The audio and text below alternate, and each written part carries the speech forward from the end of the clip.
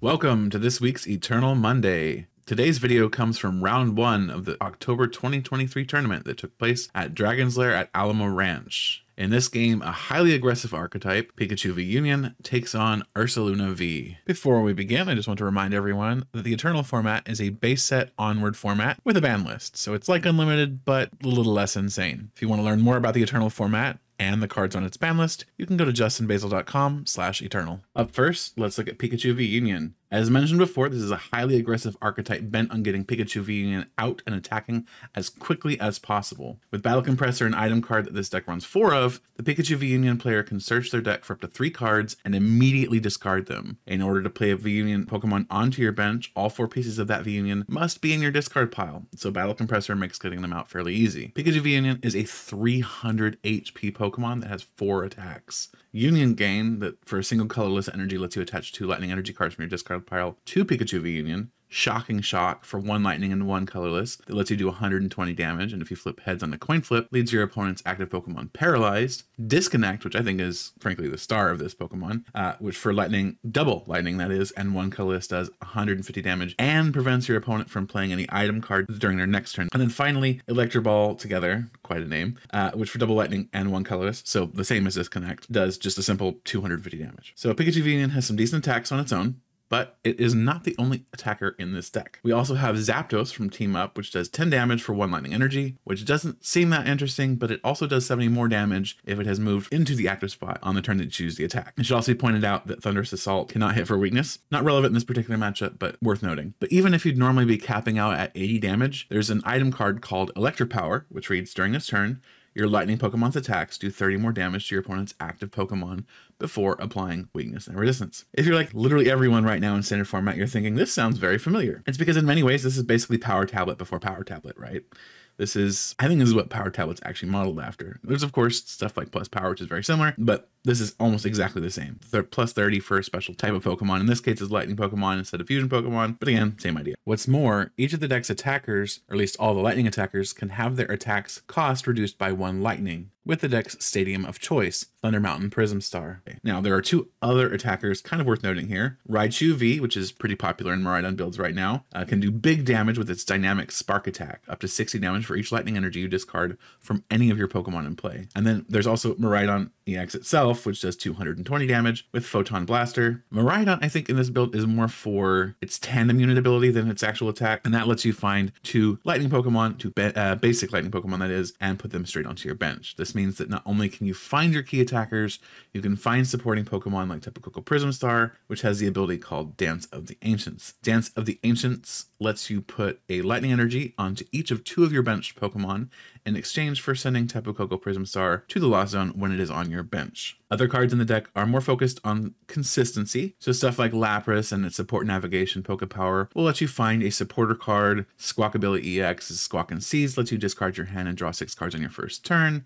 Azelf's Time Walk, super important for this deck actually, lets you find a Pokemon in your prize cards, so if one of your pieces of Pikachu V-UNION end up there, you can fish it out. And there's also cards like Computer Search and Forest Sealstone that just let you find a card in your deck. So overall, pretty consistent, super aggressive. That's Pikachu V-UNION. By contrast, Ursaluna V Stall it's a different sort of aggressive, we'll put it that way. And instead of being focused on taking prize cards, Ursaluna looks to prevent you from doing what you want to do. It prevents you from executing your strategy. It does this with Ursaluna V itself, which has 230 HP, and its ability Hard Coat, which reduces the damage that it takes by 30. It also has tools like Bravery Charm and Cave of Toughness to give it 50 extra HP. The only other Pokemon in this build of the deck is Mimikyu from Paldea Evolved, which has Safeguard, preventing any damage that would have been done to it by Pokemon Little E, Little X, and Pokemon V. Personally, I would like to have seen maybe a copy or 2 of Hoopa from Shining Legends, which has the Scoundrel Guard ability that does basically the same thing, but it works against Pokemon GX and Pokemon Big E, Big X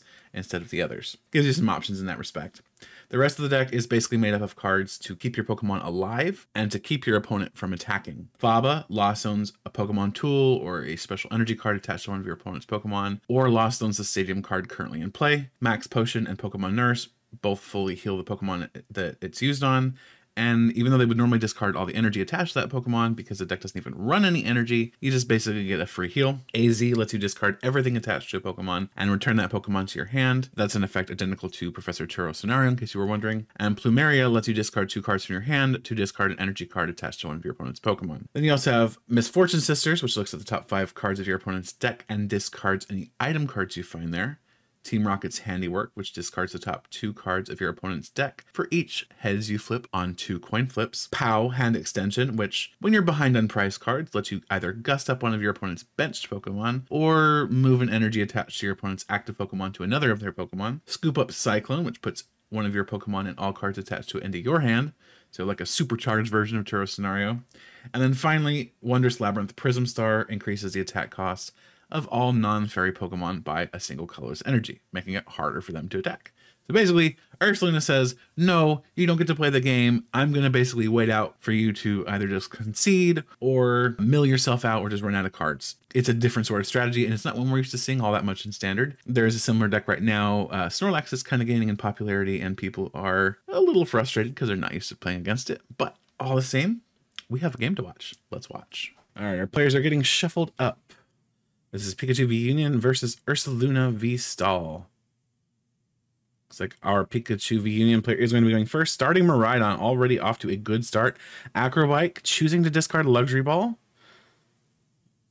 Using an Ultra Ball to discard a Pikachu V-UNION and a Versus Seeker, grabbing Squawkabilly, and then immediately playing Miraidon to grab Raichu and Tapu Koko. Playing Electric Generator and finding a Lightning Energy off the top of the deck, choosing to attach that to Raichu. Now we see a Squawkabilly Squawk and Seize for a fresh 6 cards. We see a Battle Compressor discarding 2 more pieces of Pikachu V-UNION. Good stuff. And another Battle Compressor. Okay. Choosing to just get that out of the deck now. Maybe don't need it at the moment. Especially now that all the Pikachu V-UNION pieces are in play. And a manual attachment to the active Miraidon. Alright, Ursaluna plays down that Mimikyu. Getting it ready for later. Attaches, looks like a Bravery Charm to Ursaluna and passes. We see another Battle Compressor, dropping those energies in the discard pile, and we see Pikachu V-UNION come out assembled with a manual attachment to that Pikachu V-UNION and an Electro Power and a Field Blower. Field Blower discarding that Bravery Charm attached to the Ursaluna. Iono comes down. Both players are going to shuffle their hands and put them on the bottom of their decks and then draw 6 cards. Looks like that Electric Generator whiffed. Tapu Koko Prism Star attaching a Lightning Energy to both Pikachu V-UNION and Raichu V. Player discarding a Lightning Energy from that active Miraidon to retreat into the Raichu with 4 energy. That is going to be a knockout because of Electro Power. Electro Power adding that needed damage to take that KO. Misfortune Sisters coming down on the Ursaluna V player's side, looking at the top 5 cards of their opponent's deck and discarding any item cards they find there. See, we hit an Electro Power that could prove problematic later. POW Hand Extension, since they're behind on prize cards, is now forcing that Pikachu V-UNION into the active spot.